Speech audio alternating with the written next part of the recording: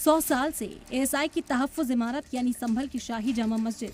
हिंदू फरीक का दावा है कि मस्जिद नहीं हरिहर मंदिर है और मस्जिद कमेटी इसे सैकड़ों साल पुरानी तारीखी शाही जामा मस्जिद बताती आई है। मंदिर और मस्जिद का झगड़ा कोर्ट में अलग से चल रहा है, लेकिन इलाहाबाद हाई कोर्ट में आज समाअत के दौरान कोर्ट ने हिंदू फरीक की अर्जी को मानते हुए कहा कि इस इमारत को विवादित ढांचा लिखा जाए, जिसकी जानकारी हिंदू फरीक के वकील विष्णु शंकर जैन ने दी। जो सीनियर हरिशंकर जैन साहब उन्होंने पॉइंट आउट किया कि जब तक ये सिविल डिवीजन फाइनली डिसाइड नहीं हो जाता है तब तक ऑनरेबल इलाहाबाद हाई कोर्ट इसे मॉस्क के रूप में ना प्रयोग करे, उसको डिस्प्यूटेड स्ट्रक्चर के रूप में कहा जाए। और मैं आपको बताना चाहता हूं कि राम मंदिर बाबरी मस्जिद के केस में भी जब वो 70 साल केस चला तो उसको डिस्प्यूटेड स्ट्रक्चर के रूप में ही टर्म किया जाता था।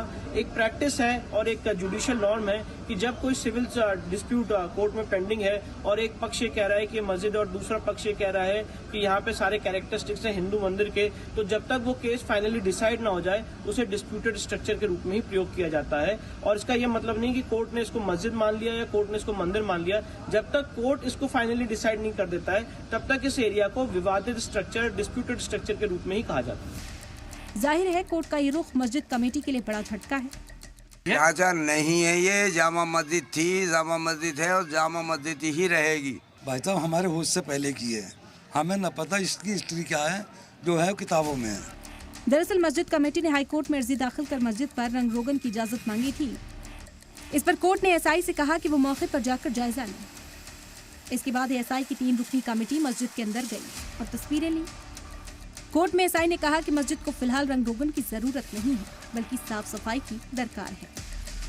इससे पहले हिंदू फरीक की ओर से इलाहाबाद हाई कोर्ट में दाखिल हलफनामे में कहा गया कि एएसआई के तहफ्फुज़ वाले मॉन्यूमेंट्स होने के बावजूद मस्जिद कमेटी इस जगह को निजी जायदाद की तरह इस्तेमाल करती आई है। मस्जिद कमेटी के लोग इमारत के अंदर हिंदू स्ट्रक्चर और मंदिर से जुड़े दूसरे निशानियों को खत्म करने की कोशिश करते रहे हैं। वहीं इस पूरे मामले पर हिंदू और मुस्लिम फरीक लंबे वक्त से आमने सामने हैं। दोनों फरीक ने अपने तर्क रखे हैं।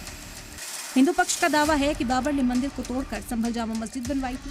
दावे की हिमायत में बाबरनामा और आईने अकबरी का जिक्र किया गया। दावा है कि किताब में मस्जिद के हरिहर मंदिर होने के सबूत हैं। मंदिर को 1529 में बाबर ने तोड़वाया, 1529 में मंदिर को तोड़कर मस्जिद में बदला गया। वहीं मुस्लिम फरीक का कहना है कि बाबर ने इस मस्जिद को बनवाया ही नहीं और जामा मस्जिद मुगल दौर में नहीं बनी थी। लोधिया को हराने के बाद बाबर संभल आया। बाबर ने मस्जिद का रिनोवेशन कराया था। मस्जिद की तामीर भी मुगलिया दौर की नहीं है।